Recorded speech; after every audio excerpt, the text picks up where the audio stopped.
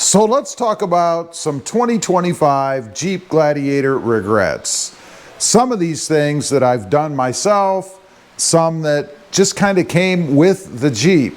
Let's start off with number one, and I wasn't really aware of this, and I never thought it would even happen until recently, and that is going with a lightweight bed mat. You know, I always put bed mats in my trucks to protect the bed, even with a spray-in liner like this Gladiator came with. But the problem with this thing is it's too thin. It can actually blow out. How do I know that? Well, I took the Jeep to pick up the next thing that I regret, actually. And when I got there, the bed mat had blown up and was laying sideways in the back of the bed. Now, how long do you think it would have been if I'd have stayed on the freeway before it actually would have blown out of the truck? Now, there's two problems with that happening. Obviously, you lose your bed mat that you spent a little bit of money on, but more importantly is you could cause an accident on the freeway. I mean, imagine if that thing blew out and draped across the windshield of a car behind you, they lost control, and then something really bad happened. You're opening yourself up to lawsuits, maybe even jail time, I don't know. All of that for a frickin' tonneau cover that's too light. Now, my solution in the meantime, until I do something else, is the bungee cords you can see going across to keep that thing down should it start to try to pull up again. Not the greatest solution, but until I come up with something else, that's the way I'm gonna run it. Now, there is obviously something better.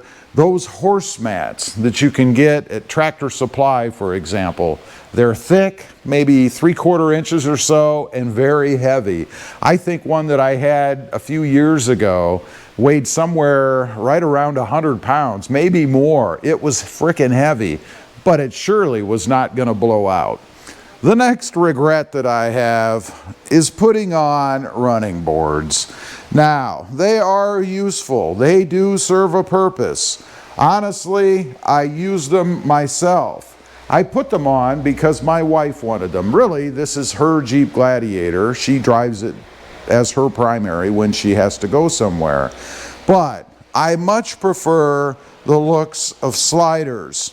These that came with the truck that I'm going to be selling, actually, just look better on the truck in my opinion. So it's really more of an aesthetic thing as opposed to a practical thing. Obviously, running boards, unless you're a big time off-roader and you're protecting the side of your truck, are going to be much better than sliders that you can't use to get in the truck at all. But nonetheless, I just think it looks a lot better with the sliders on it. I regret putting on the running boards, but they are a necessary evil in this case, I guess, for me. Next up, the colored fender flares. I am not a big fan of the colored fender flares. I like the looks of the truck, don't get me wrong. I don't think it makes the truck look ugly or anything, but I do think to maintain that rugged Jeep look, another aesthetic thing I guess, they need to be that good old-fashioned black rubber type stuff, like what they put around the edges. Which, by the way, I'm not a big fan of this look either. I think if you're going to have painted fender flares, they should just be painted all the way down. And I suppose Jeep put these edges on to protect from rock chips and things, but I think I prefer the throwback, older style look of having regular black fender flares on the sides of the truck. Now, I could paint these black, I suppose, but it's still not the same. You're not going to get the same rugged looking finish. And I know eventually over time those old style fenders can fade. They whiten up a little bit in the sun, and we certainly have a lot of that down here in South Texas, right?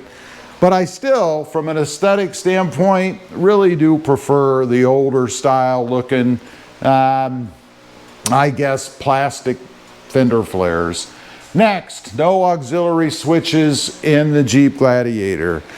I have added things before to be able to run lights and different electrical accessories and stuff. There is a pretty cool mod out there, and I can't remember what it's called right now off the top of my head, but it actually mounts a little bank of switches right here in the grab handle area. You replace this cover. It's pretty slick. And then under the hood is a control unit, if you will, that you can plug in different electrical accessories and stuff.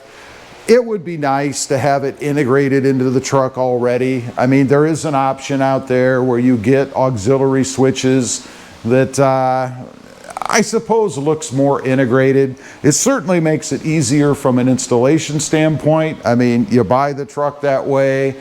The switches, the wiring that is already under the hood. You just hook in and you're good to go. Kind of wish I had those. Regret not getting that as part of this Jeep Gladiator. Next up, no LED lights.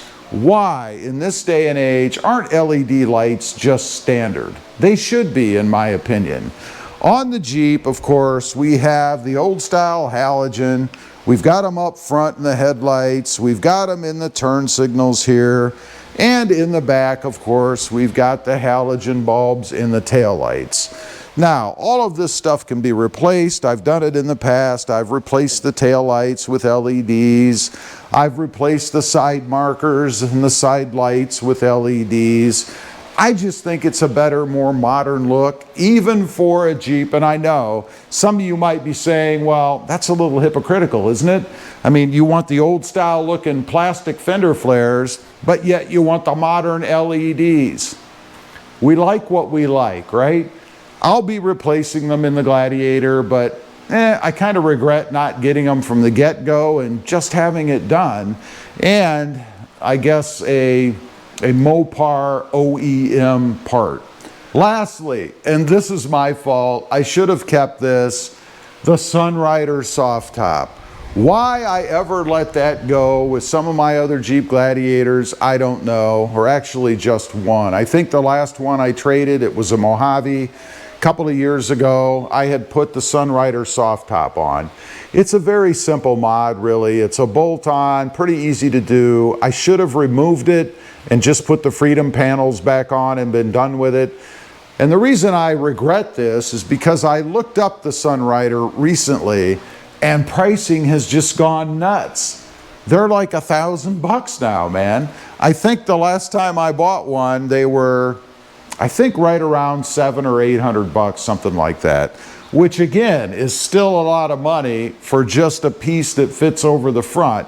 It's a cool mod. It's very functional. It's kind of like the normal soft tops with the two little clasps on the side that you release and just throw the top back.